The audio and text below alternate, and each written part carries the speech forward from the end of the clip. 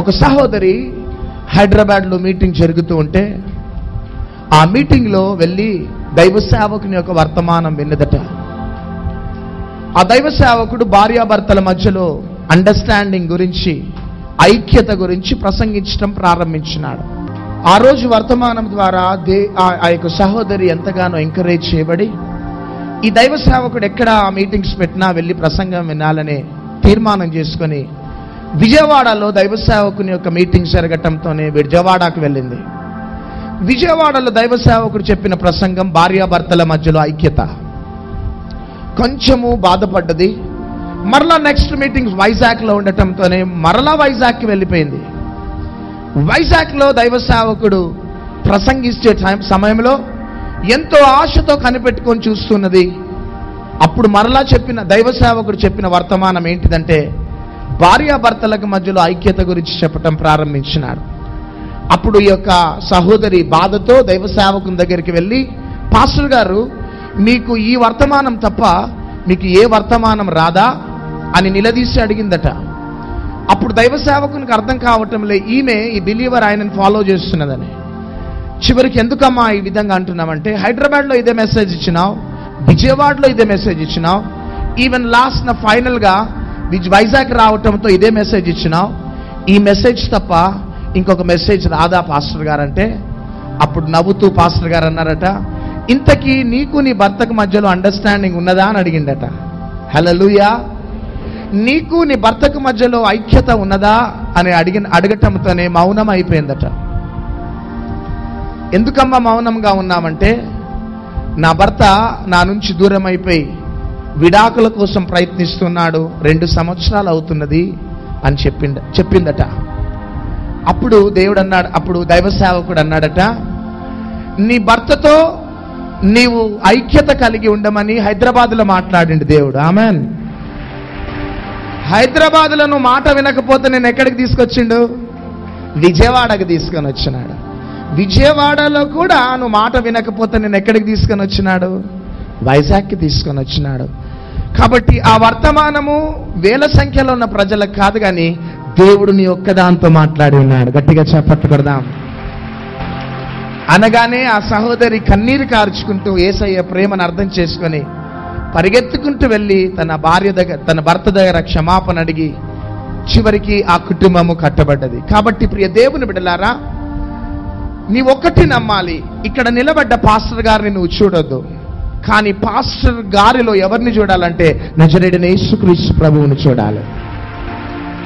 Pastor గారి యొక్క స్వరాన్ని వింటే నీకు ఎటువంటి బెనిఫిట్స్ ఉండవు, కానీ నువ్వు ఇంటర్నల్గా, స్పిరిచువల్గా, ఫిజికల్గా, మెంటల్గా నువ్వు ఏ విధంగా ప్రిపేర్ కావాలంటే దైవ సేవకుల్లో నుంచి వస్తున్న స్వరము అది మానవ స్వరము కాదు, కానీ అది దైవిక స్వరము అని నువ్వు నమ్మి ఎప్పుడైతే విశ్వసిస్తావో సంవత్సరాల తరబడి నిన్ను నీ కుటుంబాన్ని వెంబడిస్తున్న ఆ శాపం అనే కాడి ఫ్రాక్షన్ ఆఫ్ సెకండ్స్లో నీ ఫ్యామిలీలో నుంచి డిసప్పియర్ అవుతుంది. కాబట్టి ఈ రాత్రి పరిశుద్ధాత్మ దేవుడు మరి ఒకసారి మాట్లాడబోతున్నాడు. ఈ రైజింగ్ రివైవల్ అనే టాపిక్ ని పరిశుద్ధాత్మ దేవుడు కంటిన్యూ చేస్తూ ఈ రైజింగ్ రివైవల్లో ఈ యొక్క రగులుతున్న ఈ ఉజ్జీవంలో ప్రవేశించాలని అనేకులు ప్రయత్నిస్తూ ఉంటారు. కానీ వారి ఆధ్యాత్మిక జీవితంలో కొన్ని ఫండమెంటల్స్, బేసిక్ థింగ్స్ లేకపోవటంను బట్టి వారు ఈ యొక్క రగులుతున్న ఉజ్జీవంలో రైజింగ్ రివైవల్లో ఎంటర్ కాలేకపోతూ ఉంటారు. కాబట్టి గత నెలలో మనము ఈ యొక్క ఉజ్జీవంలో పాలు పొందాలి అంటే నీవు నీ వ్యక్తిగత జీవితంలో నిందలు, అవమానాలు, వ్యతిరేకతలు, అబద్ధ మాటలు, క్రిటిసిజం అనేది నువ్వు అనుభవించి దానిని నువ్వు గట్టెక్కిన తర్వాత దేవుడు నిన్ను ఈ యొక్క రైజింగ్ రివైవల్లోకి ఎంటర్ చేస్తాడు. హల్లెలూయా. రైజింగ్ రివైవల్లో రాత్రి నిన్ను ఎంటర్ చేయడు, కానీ అన్ని కోణాలలో నిన్ను పరీక్షించి పరిశోధించి దేవుడు నిన్ను ఒకానొక దినమున దేవుడు తన మహిమార్థంగా తన రాజ్యాన్ని కట్టుకోవటానికి వాడుకుంటాడు. కాబట్టి ఈ రాత్రి పరిశుద్ధాత్మ దేవుడు ఇంకొక కోణంలోనికి మనల్ని తీసుకొని వెళ్ళబోతున్నాడు. కాబట్టి రోమీలకు రాసిన పత్రిక 7వ అధ్యాయం 22వ వచనం. అంతరంగ పురుషుని బట్టి దేవుని ధర్మశాస్త్రమందు నేను ఆనందించుచున్నాను గాని వేరొక నియమము నా అవయవములో ఉన్నట్టు నాకు కనబడుచున్నది. చాలు. అంతరంగ పురుషుడిని బట్టి నేను ఆనందిస్తున్నాను అంటున్నాడు పౌలు. కొరింథీయులకు రాసిన 2వ పత్రిక 4వ అధ్యాయం 16వ వచనం. కావున మేము అధైర్యపడము, మా బాహ్య పురుషుడు కృషించుచున్నను, ఆంతర్య పురుషుడు దినదినము నూతనపరచబడుచున్నాడు. అంతరంగ పురుషుడు దినదినము నూతనపరచబడుతున్నాడు. గట్టిగా చప్పట్లు కొడదాం. జాగ్రత్తగా ఈరోజు ఈ యొక్క వర్తమానం విని మన బలిపీఠాన్ని కట్టుకుందాం. అపోస్తులుడైన పౌలు నా అంతరంగ పురుషుడిని బట్టి నేను ఆనందిస్తున్నాను అనేసి అంటున్నాడు. రెండవదిగా నా బాహ్య పురుషుడు కృషించుచున్నను, నా అంతరంగ పురుషుడు దినదినము బలము పొందుతున్నాడు అని అపోస్తులుడైన పౌలు తన వ్యక్తిగత ఆధ్యాత్మిక జీవితంలో తన అనుభవాలని సార్వత్రిక సంఘానికి వివరిస్తున్నాడు. ప్రియ దేవుని బిడ్డలారా, మన ఆధ్యాత్మికమైన ప్రయాణంలో ఇద్దరు పురుషులు అనేవారు ఉంటున్నారు. Inner man, outer man. అంతరంగ పురుషుడు, బాహ్య పురుషుడు. జాగ్రత్తగా వినాలిక. ఇప్పుడు మీకు కనబడుతున్న pastor Praveen, he is a spirit. Pastor Praveen ఒక ఆత్మ. ఈ ఆత్మ దేవుడి నుంచి వచ్చి శరీరం అనే వెజల్లో ఒక 70-80 సంవత్సరాలు బ్రతికి మరలా ఈ ఆత్మ ఎక్కడి నుంచి వచ్చిందో ఆ స్థలానికి వెళ్ళిపోతుంది. ప్రేయర్ఫుల్ గా వినండి, ఇది కొంచెం డీపర్ టాపిక్ ఇది. కాబట్టి పైన కనపడుతున్నది బాహ్య పురుషుడు, ఆమెన్. లోపట అంతరంగ పురుషుడు అనేవాడు ఉంటున్నాడు, ఆయననే ఆత్మ. మానవుని జీవితంలో ఈ రెండు పురుషులు రెగ్యులర్ గా పనిచేస్తూ ఉంటాయి. బాహ్య పురుషుడు, అంతరంగ పురుషుడు. బాహ్య పురుషుడు మన శరీరం, అంతరంగ పురుషుడు మన ఆత్మ. ఈ బాహ్య పురుషునికి అంతరంగ పురుషునికి ఏమాత్రం కూడా పొసగదు. బద్ధ శత్రువులు వీరిద్దరు. ఈ బాహ్య పురుషుడైన శరీరము అంతరంగ పురుషునికి సహాయం చేయటానికి ఇష్టపడడు. అయితే అంతరంగ పురుషుడు, బాహ్య పురుషుడు ఒకవేళ తనకి కొంచెం ఫ్రీడమ్ అనేది ఇస్తే అంతరంగ పురుషుడు బయటకు వచ్చి దేవుని యొక్క రాజ్యాన్ని కడుతూ ముందుకు సాగిపోతూ ఉంటాడు.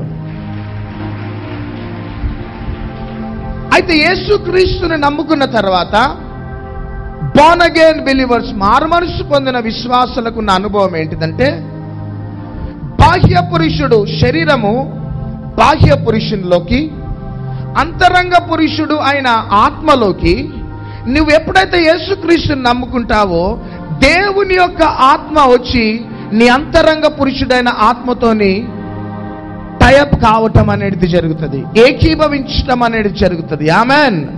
ఈ లోకంలో ఉన్న ప్రజలకి మనకున్న డిఫరెన్స్ ఏంటిదంటే, ఈ లోకంలో ఉన్న ప్రజలకి అంతరంగ పురుషుడు ఉన్నాడు, బాహ్య పురుషుడు ఉన్నాడు. అంతరంగ పురుషుడు ఆత్మ, బాహ్య పురుషుడు శరీరం. కానీ యేసుక్రీస్తుని సొంత రక్షకునిగా అంగీకరించటంతోనే ఒక విశ్వాసి జీవితంలో అనుభవించే అనుభవం ఏంటిది అంటే, బాహ్య పురుషుడు శరీరము యథావిధిగా ఉంటది, కానీ అంతరంగ పురుషుడైన ఆత్మతోని దేవుని యొక్క ఆత్మ ఏకీభవించడం ప్రారంభించబడుతుంది. గట్టిగా చప్పట్లు కొడదాం. హల్లెలూయా. ప్రియ దేవుని బిడ్డలారా, మన అంతరంగ పురుషుడు అయిన ఆత్మతోని దేవుని యొక్క ఆత్మ ఎప్పుడు కూడా ఏకీభవించి ముందుకు సాగుతూ ఉంటది. అయితే దేవుని యొక్క ఆత్మ మన ఆత్మతో కలిసి అది ఈ భూమి మీద బాహాటంగా ఎక్స్పోజ్ అయి దేవుని యొక్క ప్రపంచాన్ని, రాజ్యాన్ని కట్టాలి అని నిత్యము కూడా దేవుని యొక్క ఆత్మ మన ఆత్మతో కలిసి పని చేయాలని ప్రయత్నిస్తూ ఉంటాడు ఎప్పుడు. కానీ మన బాహ్య పురుషుడైన శరీరము లోపట అంతరంగంలో ఉన్న దేవుని ఆత్మ మన ఆత్మకి ఏకీభవించకుండా వారిద్దరిని బయటికి రానివ్వకుండా కంట్రోల్ చేసేదే ఏ ఆత్మ? మన బాహ్య పురుషుడు శరీరం. దేవుని యొక్క ఆత్మ మన అంతరంగ పురుషుడైన మన ఆత్మతోని ఏకీభవించి బయటికి వచ్చి దేవుని యొక్క పని చేయాలని దేవుని యొక్క ఆత్మ ప్రయత్నిస్తుంటది. కానీ మన బాహ్య పురుషుడైన మన శరీరము లోపట ఉన్న ఆ ఆత్మలని బయటికి రానివ్వకుండా కంట్రోల్ చేస్తుంటది. ఎంతకాలము ఈ ప్రిజన్లో వీళ్ళిద్దరు ఉంటారు,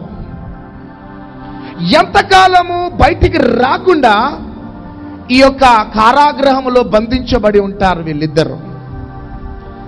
వీరిద్దరూ బంధింపబడి ఉండటమైన సంవత్సరాల తరబడి ఏదో ఒక రోజు బయటికి రావాల్సిందా లేదా చెప్పాలి. హల్లెలూయా, హల్లెలూయా. మాలో నుంచి లోపట ఉన్న దేవుని ఆత్మ, మా ఆత్మ బయటికి రావటమును బట్టి దేవుని ఆత్మ కదులుతూ ఉన్నది కాబట్టి దయ్యాలు పరిగెత్తుకుంటూ వస్తున్నాయి. మా ఆత్మను బట్టి దయ్యాలు వంగటం లేదు, ఆమేన్.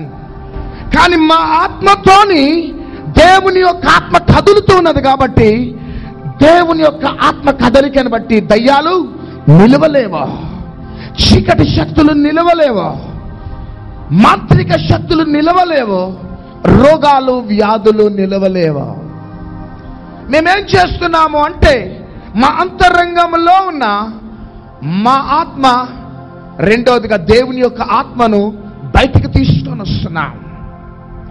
చాలాసార్లు బాహ్య పురుషుడు మాలో కూడా ఆ రెండు ఆత్మలను బయటికి రానివ్వకుండా చేస్తున్నప్పటికీ కూడా బాహ్య పురుషుడిని కంట్రోల్ చేస్తూ లోపట అంతరంగంలో ఉన్న అంతరంగ పురుషులని బయటికి తీసుకొని వస్తున్నాం. గట్టిగా చప్పట్లు కొడదాం. ప్రియ దేవుని బిడ్డలారా, రైజింగ్ రివైవల్లో ఎంటర్ కావటం అంత ఈజీ కాదు. ఇంటర్నెట్ లో మెసేజెస్ చూడటం బట్టి you will not enter into rising revival. కానీ నీ జీవితంలో ఒక మహిమ కలిగిన అనుభవంలోకి వెళ్ళాలి. లోపట ఉన్న బాహ్య పురుషుడైన నీ ఆత్మ, దేవుని ఆత్మ బయటికి ఎక్స్పోజ్ కానంత కాలం దేవుడు తన కార్యాన్ని నీ ద్వారా ఈ భూమి మీద చేసుకోలేడు. బయటికి రావాలని ఉన్నది కానీ బయటికి రానివ్వకుండా కంట్రోల్ చేసేది బాహ్య పురుషుడు. అందుకనే చదవండి యోహాను సువార్త 12వ అధ్యాయం 24వ వచనం. దానికి ఫార్ములా ఏంటిదో మనం ఈ రాత్రి దేవుడి నుంచి కనుగొందాం. 12వ అధ్యాయం 24వ వచనం. గోధుమ గింజ భూమిలో పడి చావకుండిన ఎడల అది ఒంటిగానే ఉండును, అది చచ్చిన ఎడల విస్తారముగా ఫలించును. హల్లెలూయా. గోధుమ గింజనట భూమిలో పడి అది చావకుండా ఉంటే అది ఒంటిగానే నిలిచి ఉంటదట. కానీ అది చచ్చిన ఎడల విస్తారముగా ఫలిస్తుందట. గట్టిగా చప్పట్లు కొడదాం. చూడండి, గోధుమ గింజ అది భూమిలో పడ్డ తర్వాత దాని మీద ఉన్న షెల్, అది కప్పు ఏమైపోవాలంటే పగిలిపోవాలి. ఆమెన్. అది ఎప్పుడైతే పగులుతుందో, చనిపోతుందో, లోపట ఉన్న అంతరంగ పురుషుడు బయటికి రావటం ప్రారంభించబడతాడు. అది ఒంటిగా నిలిచి ఉంటే అది ఒంటిగానే ఉంటది. కానీ గోధుమ గింజనట భూమిలో పడి అది చావాలి. Amen, amen. అది చస్తేనే కానీ లోపట ఉన్న ఆ ప్రాస్పారిటీ అనేది, ఆ బ్లెస్సింగ్స్ అనేటి అది బయటికి రావటం ప్రారంభించబడతాయి. దేవుని బిడ్డలారా, చూడండి, ఒక గోధుమ గింజను మనం వేసిన, ఒక వరి గింజని బియ్యమును వేసిన, అది భూమిలో పడ్డప్పుడు ఒక గ్రెయిన్ మాత్రమే పడుతుంది. కానీ అది ఫలించినప్పుడు గొలుసులు గొలుసులుగా ఫలిస్తుంది. ఆమెన్. అదే విధంగా గోధుమ గింజ అది చావాలి. ఆమెన్. అయ్యో అది చావద్దు అని సానుభూతి చూపెడితే అది ఒంటిగానే నిలిచి ఉంటుంది. కానీ అది చస్తే అది విస్తారముగా ఫలిస్తుంది. మన ఆధ్యాత్మిక జీవితంలో కూడా మనము ఎవరము అంటే ఒక గోధుమ గింజ లాంటి వారం. ఆమెన్. ఈ గోధుమ గింజ అది భూమిలో పడి ఏం కావాలి అంటే పైన ఉన్న ఆ కప్పు, పైన ఉన్న ఆ బాహ్య పురుషుడు ఏమి కావాలి అంటే చనిపోవాలి. ఆమేన్. బాహ్య పురుషుడు చనిపోతే అంతరంగ పురుషుడు లోపట్లో నుంచి బయటికి రావటం ప్రారంభించబడతాడు. చాలా మంది బాహ్యముగా చావకుండా అంతరంగంలో ఉన్న దేవుని ఆత్మ బయటికి వచ్చి గొప్ప కార్యాలు చేయాలి అని పరిగెత్తుతూ ఉంటారు. ఇటు ఫైనాన్షియల్ బ్లెస్సింగ్స్ రావాలని పరిగెత్తుతూ ఉంటారు, ఇటు స్పిరిచువల్ బ్లెస్సింగ్స్ రావాలని పరిగెత్తుతూ ఉంటారు. అన్ని కోణాలలో నేను ఒక గొప్ప స్థాయిలో ఉండాలి అని పరిగెత్తుతూ ఉంటారు. కానీ బాహ్య పురుషుడు చావనంత కాలము కూడా అంతరంగ పురుషుడు బయటికి రాలేకపోతాడంతే. దేవుని బిడ్డలారా, మన శరీరమే ఈ భూమి మీద మనకు శత్రువు ఎవరు చెప్పండి? మీకు దొరికేది వాడు ఒక్కడు, ఎవడాడు చెప్పాలా? సాతాను. కానీ ఈ భూమి మీద మన బద్ధ శత్రువు ఎవరంటే మన శరీరమే. పక్కన వారితో చెప్పండి, మన శరీరమే అని చెప్పండి. మన బద్ధ శత్రువు ఎవరు? మన శరీరమే మన బద్ధ శత్రువు. ఈ శరీరము చాలా సార్లు చావదు. ఇది చావనంత కాలము లోపట ఉన్న అంతరంగ పురుషుడు బయటికి రాలేకపోతుంటాడు. He is in prison. కారాగృహంలోనే ఉన్నట్లు. గోధుమ గింజ అది చస్తేనే గాని అది విస్తారముగా ఫలిస్తుంది. మన బాహ్య పురుషుడు చనిపోతేనే కానీ లోపట అంతరంగ పురుషునికి ఒక దారి అనేది సరళమవుతుంది. ఈ రాత్రి నా ప్రియ సహోదరి సహోదరుడా, అప్పులలో కూరుకుపోయి ఉన్నావా? మానసికమైన ఒత్తిళ్లలో ఉన్నావా? ఏదో సాధించాలని పరిగెత్తి పరిగెత్తి పరిగెత్తి అలసిపోయిన స్థితిలో ఈ ప్రాంగణంలోకి వచ్చి కూర్చున్నావా? అయ్యో, ఎంతకాలం ప్రభువా నాకు విడుదల కలగదా? ఇక ఎంతకాలం ప్రభువా నాకు ఇక విడుదల అనేది, సంతోషం అనేది రాదా? నీవు చేయవలసినవన్నీ కూడా నీకోసం నేను చేస్తున్నానే, ఎందుకు ప్రభువా నేను, నా కుటుంబము, నా బిడ్డలు ఫలించలేకపోతున్నా? ఎంతకాలం ఈ శాపంలో బ్రతకాలి ప్రభువా అని ఒకవేళ ఈ టీవీ ప్రోగ్రాం చూస్తూ నువ్వు ఆలోచిస్తున్నావేమో సహోదరి సహోదరుడా. నీవు బహుగా ఫలించడం అది దేవుని యొక్క చిత్తము. ప్రియుడా, నీ ఆత్మ వర్ధిల్లుచున్న ప్రకారం నువ్వు అన్ని విషయాలలో వర్ధిల్లుతూ సౌఖ్యముగా ఉండాలని నీ గురించి నేను ప్రార్థన చేస్తున్నాను. దేవుని బిడ్డలమైన మనము ప్రతి యాంగిల్స్లలో ఒక గొప్ప స్థాయిలో ఉండాలి. ఫైనాన్షియల్ గా, స్పిరిచువల్ గా, మెంటల్ గా, స్పిరిచువల్ గా అన్ని కోణాలలో మనం ఒక మంచి స్థాయిలో ఉండాలి. దేవుని యొక్క చిత్తం. కానీ ఈరోజు నువ్వు శాపాన్ని అనుభవిస్తున్నావు. ఈరోజు మానసికమైన ఒత్తిళ్లలో నీ కుటుంబం ముందుకు సాగిపోతున్నది. ఎందుకు అంటే నీ బాహ్య పురుషుడు ఇంకా చనిపోలే. నీ బాహ్య పురుషుడు చావనంత కాలం నీ అంతరంగ పురుషుడు బయటికి రాలేకపోతాడంతే. గోధుమ గింజ చస్తేనే కానీ అది విస్తారముగా ఫలించదా. మన ఆధ్యాత్మికమైన ప్రయాణంలో చావవలసినవి చావనంత కాలము కూడా మనం ఉన్నత స్థాయిలోకి మనం వెళ్ళలేమో. కొంతమందికి ఉన్న తప్పు అభిప్రాయం ఏంటిదంటే, యేసుక్రీస్తుని నమ్ముకోగానే ఉద్యోగం దొరికిపోతుంది. ఉన్న ఉద్యోగం కాస్త పోతుంది నీకు. ఆమెన్. యేసయ్యను నమ్ముకోగానే అప్పులన్నీ పోతాయి. నైజాతా భయ్ ఓ పూరా, అప్పులు ఇంకా నీకు పెరుగుతాయి, అన్ని కలిసి వస్తాయి అని కొంతమంది యేసయ్యను నమ్ముకుంటారు. కానీ నా ప్రియ సహోదరి సహోదరుడా, అన్ని కలిసి వస్తాయని యేసయ్యను నమ్ముకోవటం కాదు, అప్పులు పోతాయని యేసయ్యను నమ్ముకోవటం కాదు, ఉద్యోగం దొరుకుతుందని యేసయ్యను నమ్ముకోవటం కాదు. కానీ యేసయ్యను నువ్వు ఎందుకు నమ్ముకోవాలంటే, యేసుక్రీస్తు ఒక్కడే నీ కోసం కల్వరి సిలువలో రక్తం కార్చినాడు. సాతాను ఏమనుకున్నదంటే, యేసయ్యని ఫినిష్ చేద్దాం అనుకున్నది. అది ఏమనుకున్నది చెప్పాలా? యేసయ్యని కానీ నేను ఫినిష్ చేస్తే ఇక నా రాజ్యాన్ని కట్టుకోవచ్చు అనుకున్నది. పాపం బిచారా అని ఏం చేసిందంటే యేసుక్రీస్తు ప్రభువును సిలువకు అప్పగించింది. సిలువకు అప్పగించి యేసుక్రీస్తు ప్రభు కొరడాలతో కట్టబడి యేసుక్రీస్తు ప్రభు చనిపోయినాడు. ఆమెన్. ఏమైనాడు యేసయ్య? చనిపోయినాడు. చనిపోగానే సాతాను ఏమనుకున్నదంటే నేను యేసుక్రీస్తుని నేను చంపేసిన ఇక నా రాజ్యాన్ని కట్టుకోవచ్చు అనేసి అనుకున్నది సాతాను. కానీ గోధుమ గింజ భూమిలో పడి చస్తేనే గాని విస్తారముగా ఫలిస్తుందట. ఆమెన్.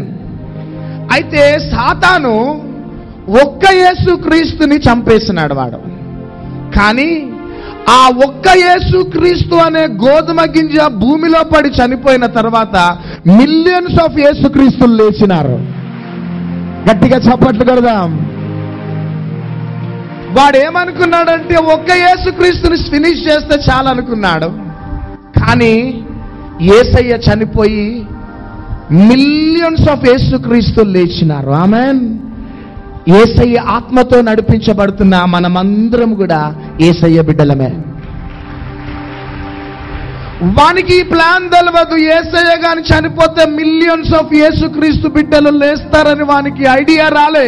యేసయ్యను ఫినిష్ చేస్తే చాలా అనుకున్నాడు. కానీ యేసుక్రీస్తు అనే గోధుమ గింజ భూమిలో పడి చనిపోగానే మిలియన్స్ ఆఫ్ యేసుక్రీస్తు కుమారులు ఈ భూమి మీద లేచినారా? గట్టిగా చప్పట్లు కొడదామా? Everybody let us all praise him, praise him, praise him, praise him.